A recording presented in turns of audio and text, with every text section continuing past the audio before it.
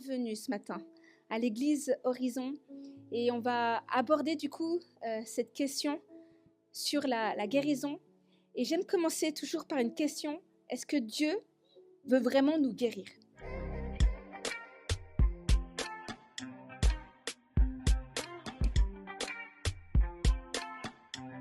Avant d'aller plus loin, je veux juste prier. Seigneur, je te remercie pour déjà tout ce qu'on a pu vivre. Et je sais que tu as libéré, Seigneur, une atmosphère de paix ce matin dans cette église, Seigneur.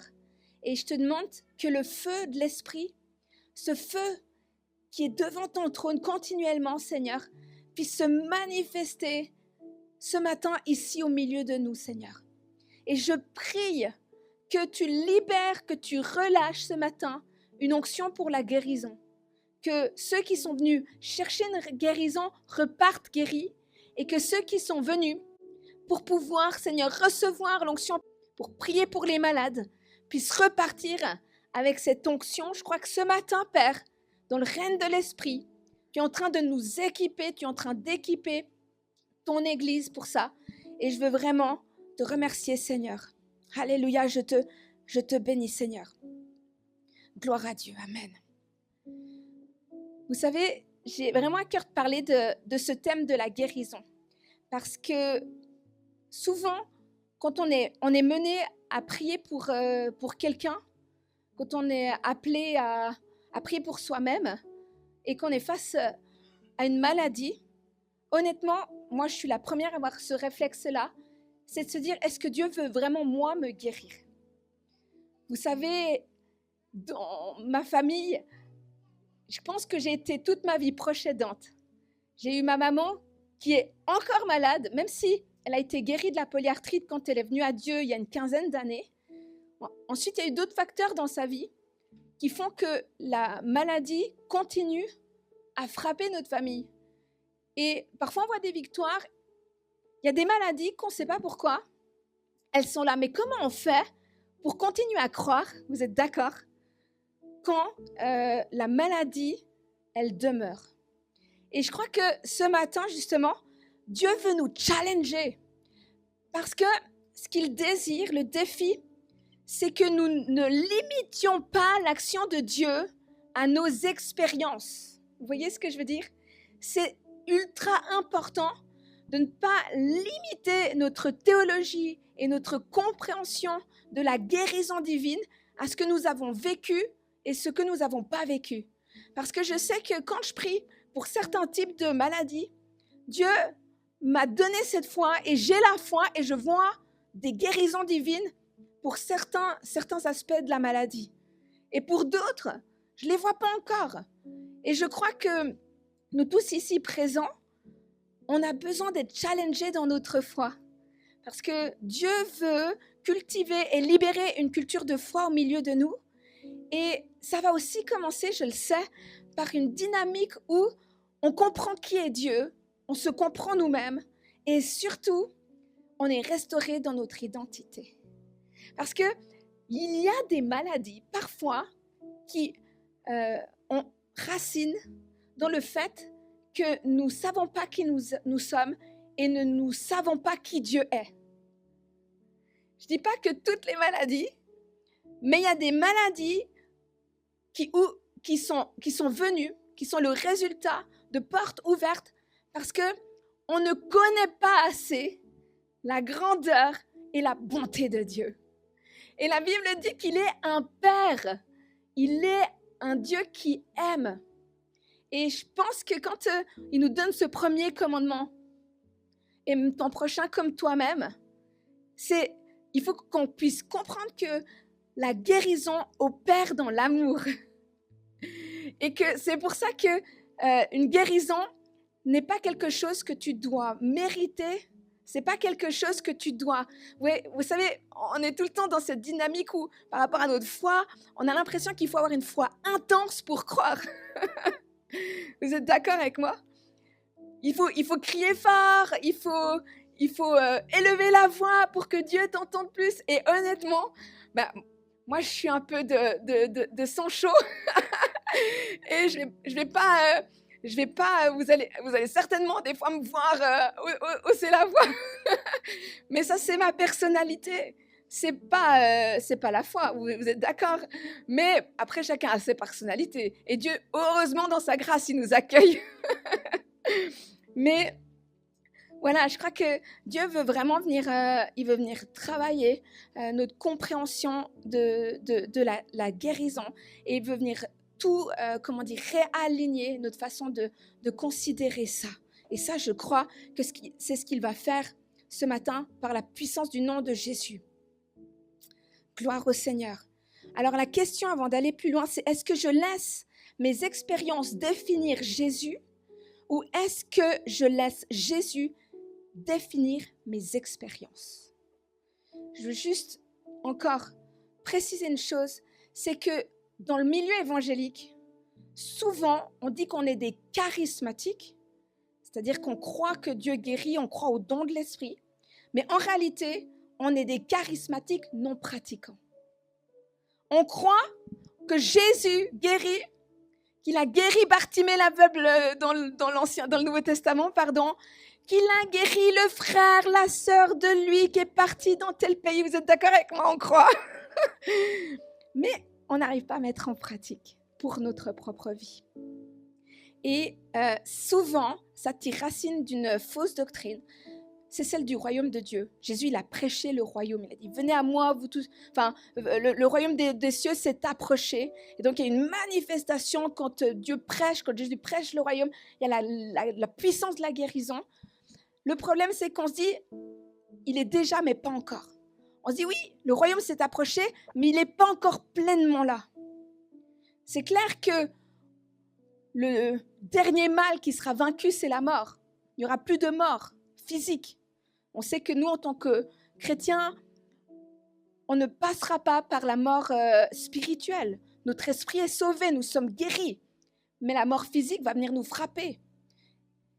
Et donc, la mort n'est pas sur cette terre un échec. Si on termine bien avec Jésus, c'est juste la fin d'une trajectoire, mais c'est un renouveau après pour Dieu.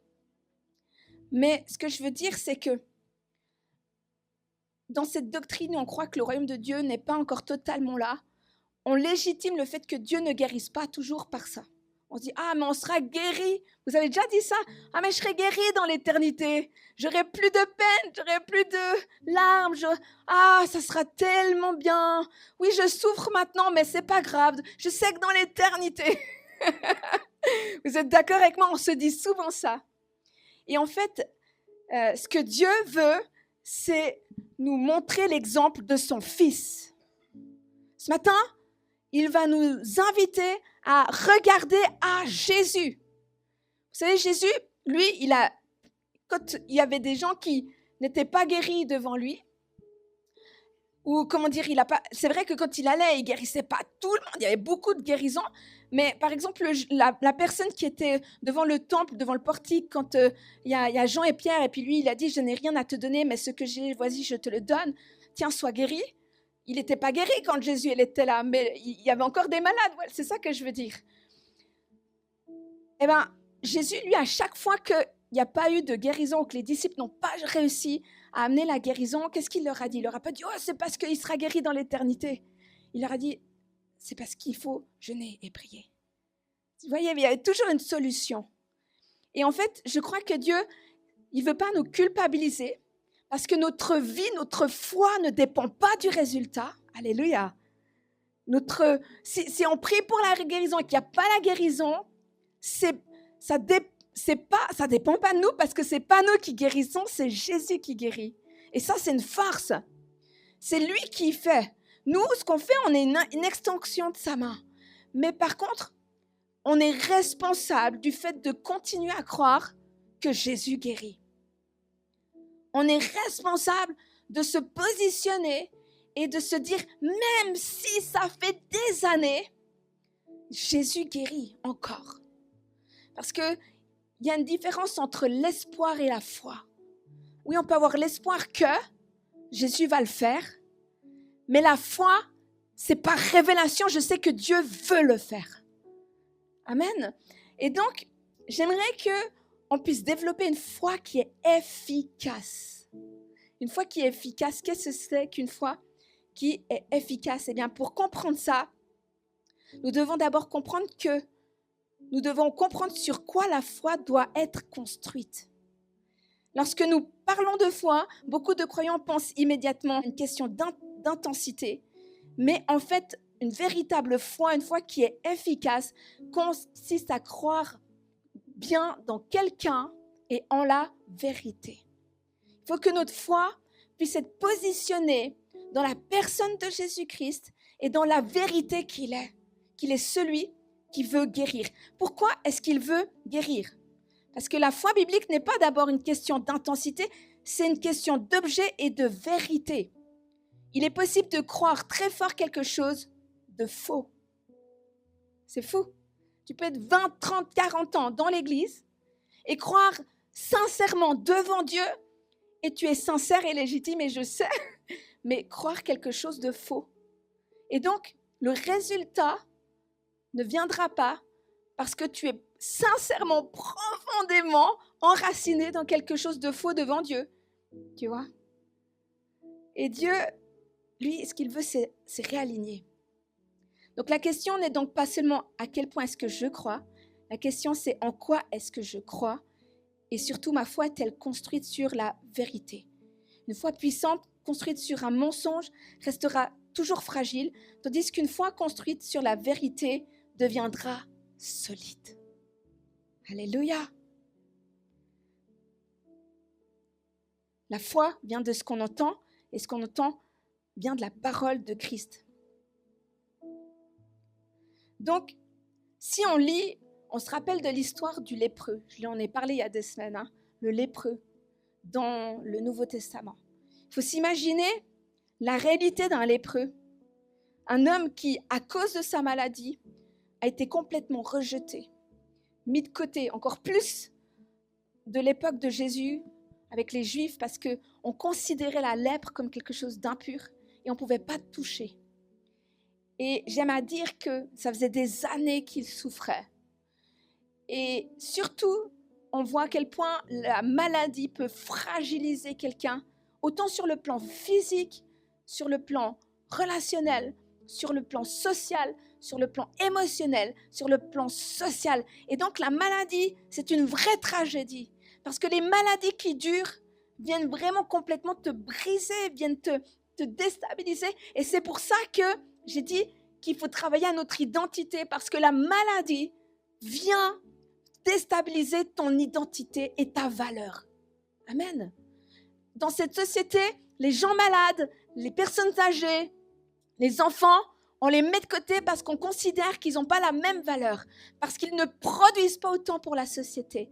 Alors que pour Jésus, une personne malade est autant importante que qui que ce soit sur cette terre. Imagine-toi quelqu'un qui naît avec un handicap, une trisomie, je ne sais pas quoi, est autant important qu'une personne qui est bien portante. Sa vie a de la valeur.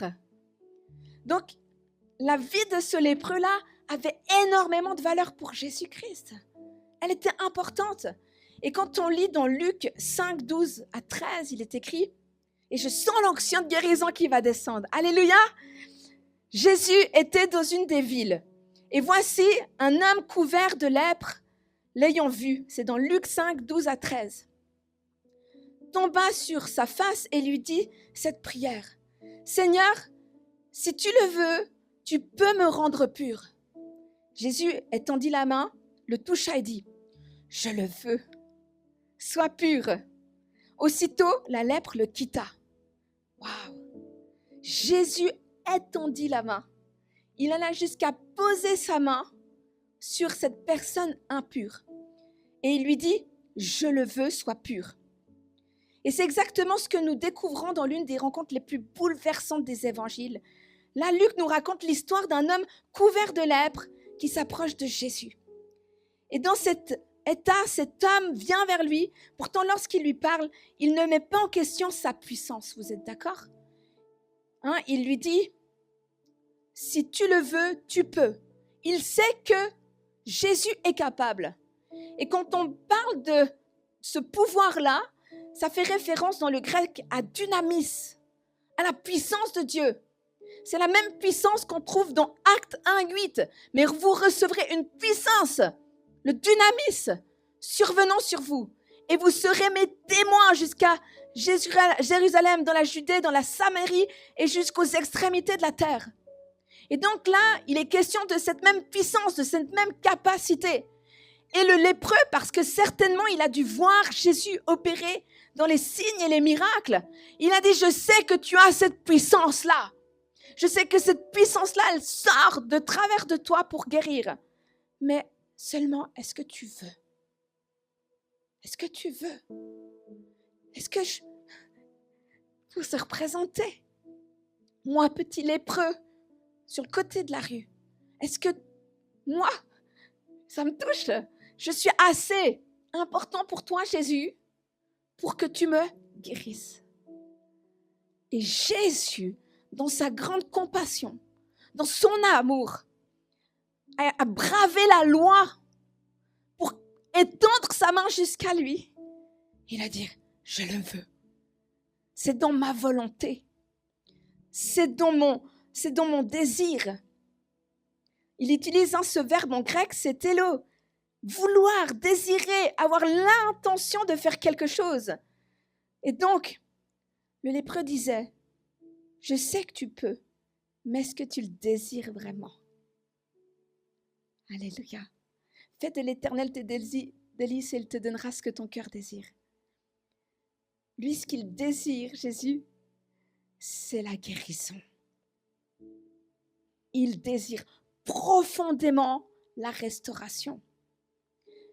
Même en étant âgé, il désire que tu termines bien ta vie. Il ne désire pas que tu aies toutes ces maladies des personnes âgées. Les articulations, l'arthrose, toutes ces choses-là qui font mal. Jésus, lui, il veut prendre soin de toi jusqu'au bout. Il a porté ta maladie sur la croix. Imagine-toi, il a pris, il a transféré en toi, pour toi, la guérison et la restauration.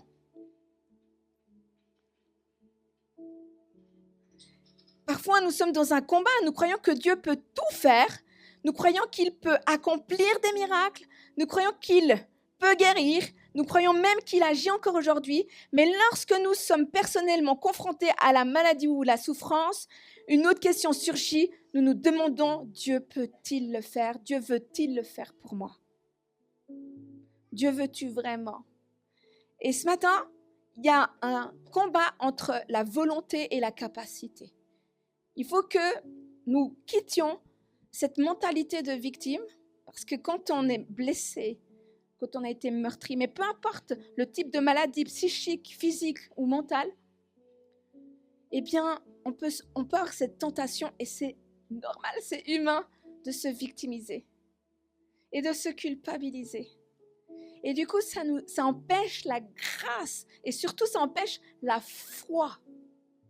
Et donc, si depuis des années, des mois, ou des semaines, ou des minutes, je ne sais pas depuis combien de temps tu souffres, tu as été tenté par la victimisation, ce matin, je t'invite à renoncer à ça.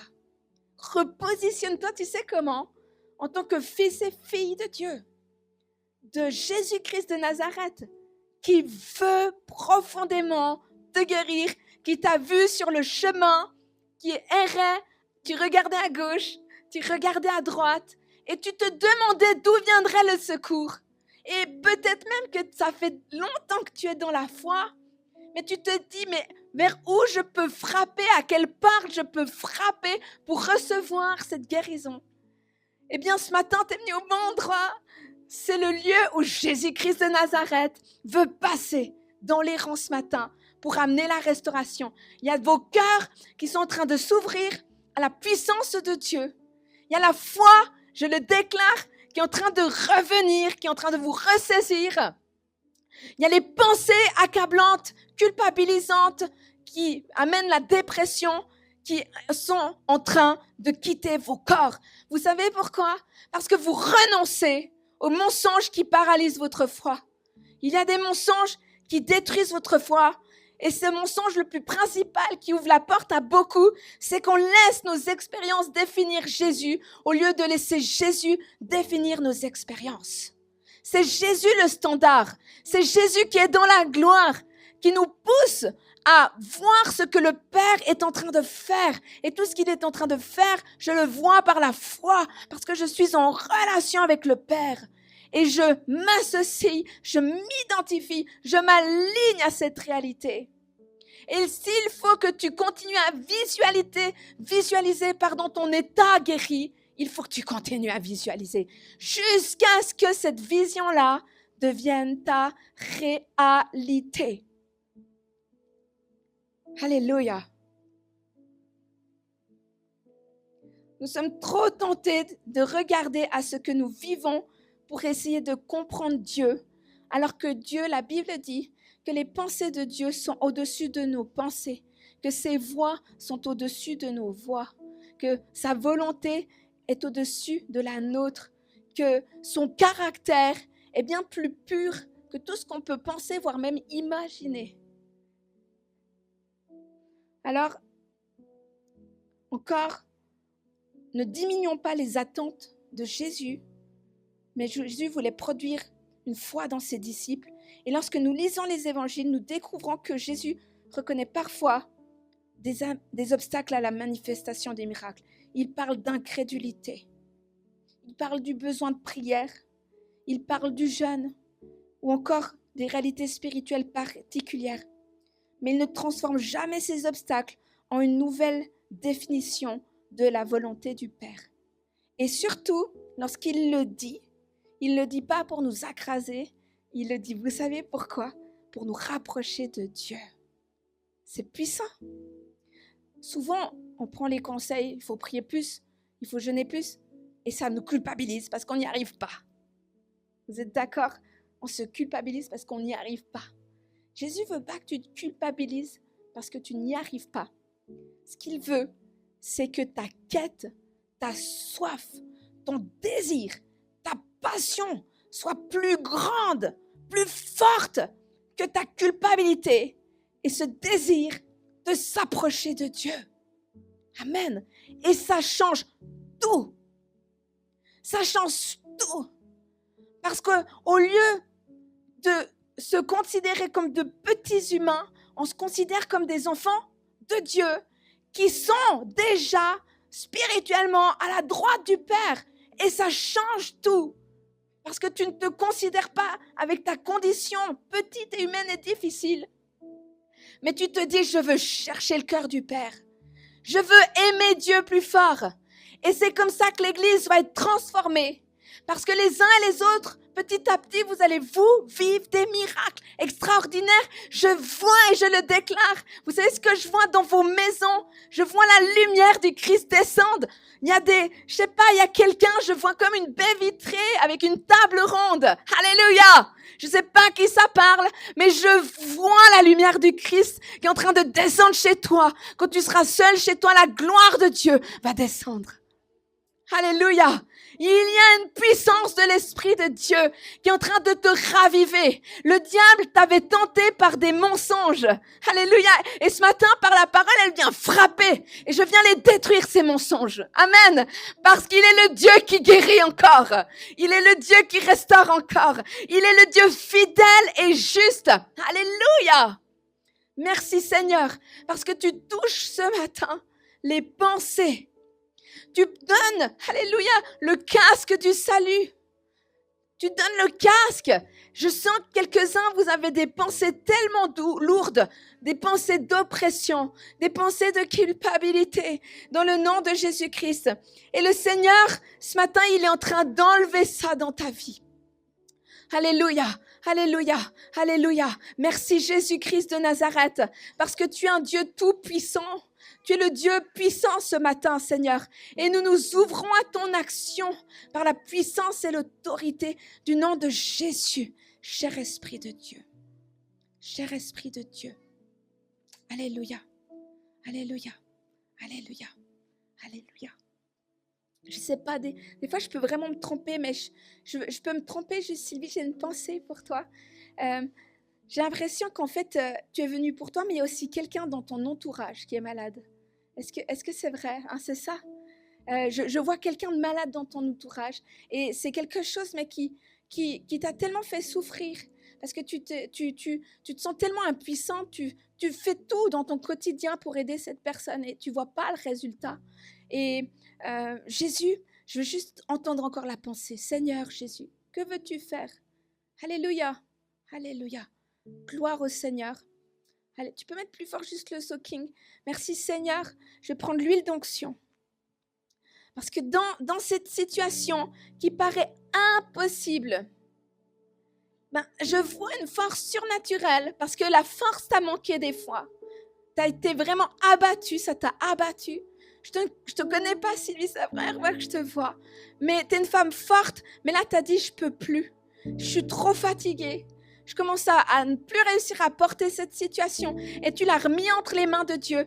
Et je vois comme Daniel, quand Daniel a décidé de jeûner, bien dès le premier jour, Jésus-Christ, il a vu et il a entendu. Mais il y a eu un combat spirituel. Et ce combat spirituel, tu le sens. Et je ne sais pas si c'est dans le passé ou maintenant, mais tu as fait un jeûne à un moment donné. Et Dieu, il a vu ce jeûne et il va agir. Il va agir. Amen. Est-ce que, si tu es d'accord, j'aimerais prier pour toi si tu veux, si tu es d'accord. Seulement si tu le veux. On va prendre un temps de guérison, vous êtes d'accord? On va prier les uns pour les autres. Je sens l'onction de guérison. Vous le sentez? Vous sentez Jésus de Nazareth? Jésus est présent. C'est merveilleux, je sens l'amour de Dieu dans ce lieu. Il y a l'amour de Dieu. Et vous êtes venus assoiffés. Et parce que vous êtes assoiffés, ce Jésus-là, il va agir. Le Jésus de Nazareth, il est en train de propulser aussi d'autres.